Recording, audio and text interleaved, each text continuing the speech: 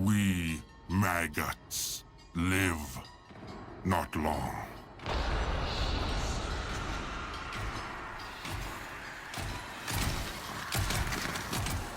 We hope more life, work, kill.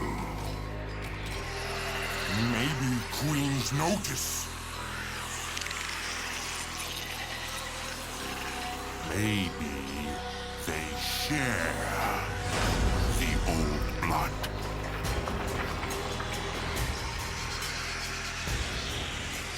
We are maggots, but eventually, even maggots can fly.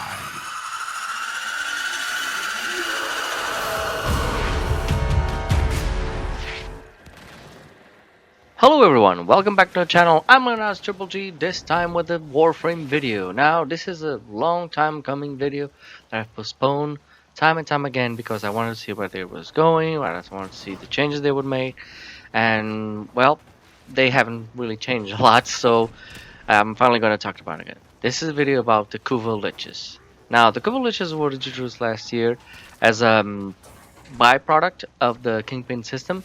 The Kingpin system was supposed to be something that you did with clans and in a clan with clanmates, which was like a hunt to a boss, a kingpin, so to speak. So you had to, perform several tasks, do several challenges, jump from planet to planet until you reach them, and then you could kill it.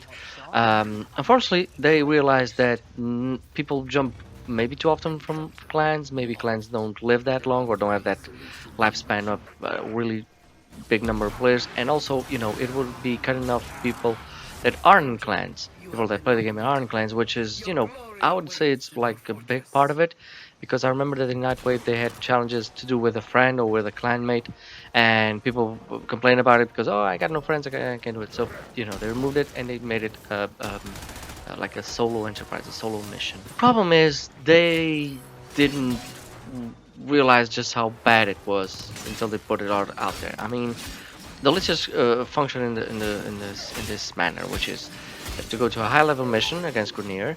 You have find a Kuva Larving, you kill it, and then you spawn the lich. The lich will then take over such nodes from a different planet, and it will spread out. You can take the nodes. You can, of course, you then have to go to these nodes to clear them out. During this process, the process to kill the lich is as follows. You need to find murmurs. These murmurs are, like I said, in these nodes. They fall from spawn Greniers, particularly ones that have them. You have to kill them to get those murmurs. Once you get these murmurs, which are there'll be 3 symbols that appear, and these will be the Wreckjack mods that you need to put in your Parazon to kill it. So then you have to go and farm for relics, which you can get from in Kuva Flood. In Kuva Flood you can get it's a 100% chance of one spawning. In Kuva Siphons there's a 30% chance. I don't think they have changed this. It's just you can do them and get the relics to then open them. Now the thing is, you don't actually have to do the siphon. You don't have to save the siphon in these missions. You can just go run through them, complete the missions, and find out if you got the relic or not. But you won't get any Kuva from it.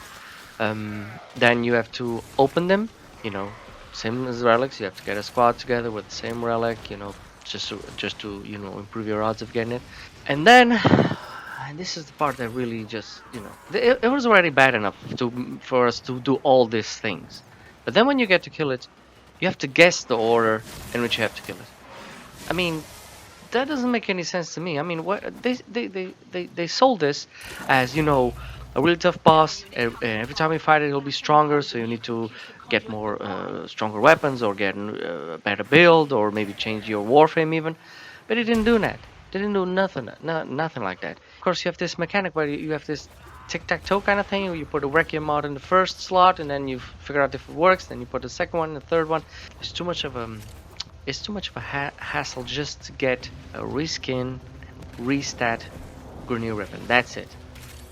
Furthermore, after you've done this, you have to put 5 forma in it to max it out for mastery rank, which, I mean, it was already bad enough. I mean, you really need this? I mean, I'm not totally against, putting formas and getting more mastery rank. I'm not, really.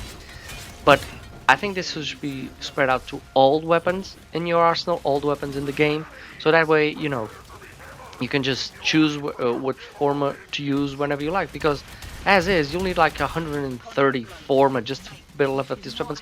They will just stay in your arsenal, really. Most of these will just stay in your arsenal.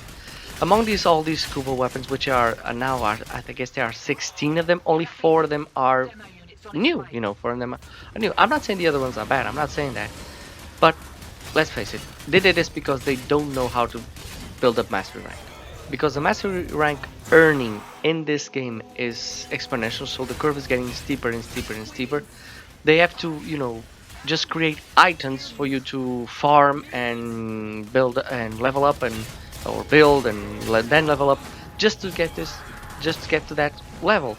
So the solution they found out was, okay, just put it in Kuva weapons and make them grind for it, and then put another 5 form on it. I mean, it's too much. It's too much. I did the first one, and then I immediately thought myself, okay, this isn't fun for me. I'm not enjoying this. I even got a good weapon, which was the comb, but it wasn't something I was enjoying. It wasn't something I didn't like, and ultimately, I think this entire thing should go back to the drawing board. I really do. I really do.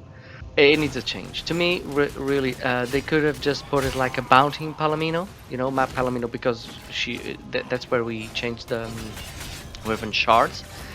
A ribbon shard now it's kind of attached to the Kuva Leech. So if it was a bounty, like Stefan Simari as those scan hunts that you have to do, it would just tell us, find this the enemy and kill it 3 times or kill it 4 times, and each time you killed it, it would tell you what mod to use for the next stage, something like. But it would tell you not only the mod, but which position it would be. I mean, the Wreckjack mod in this case.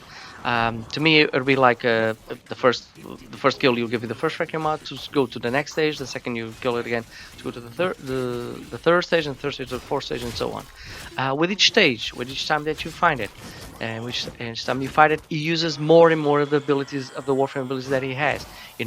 Imagine going like like I said, if I kill it with Frost, and on the last the 4th encounter, third or 4th encounter I have with it, he's just spamming avalanche all around. I have to have a build that resists cold. I have to have a weapon of heat to go against it if that's what he's vulnerable to, because that's another thing. They decided to make it vulnerable to only a certain element types, which I thought it was great, but then they realized that because they're Grenier, they're always susceptible to corrosive damage. So everybody just bypassed everything and just started going with corrosive weapons, and it worked, So yeah, this entire system is, I don't like it. I don't like the way it's played. I don't like the way it was implemented, and I really think that if it was a bounty in Palomino, that I could pick a bounty daily, or pick 3 bounties weekly or something like that, I would be much more comfortable for that. I would immediately see what weapon I want or what weapon I need, and I would go get it. You could get multiple times the same weapon, just same as before. If you have a Brahma and you want to build it up more, you could go to 3, 4 Brahma and just have to wait for the rotation. But that will keep people engaged in the game. It wouldn't just burn them out, because that's a word I hear a lot now from streamers, YouTubers, people I talked about. It's the word burnout, and Kuva Leech is not doing, and the Kuva Leeches aren't doing anything to improve that. So yeah, that's my take on it. I hope you enjoyed the video. If you do, please like and subscribe. And as always, have a great game, guys.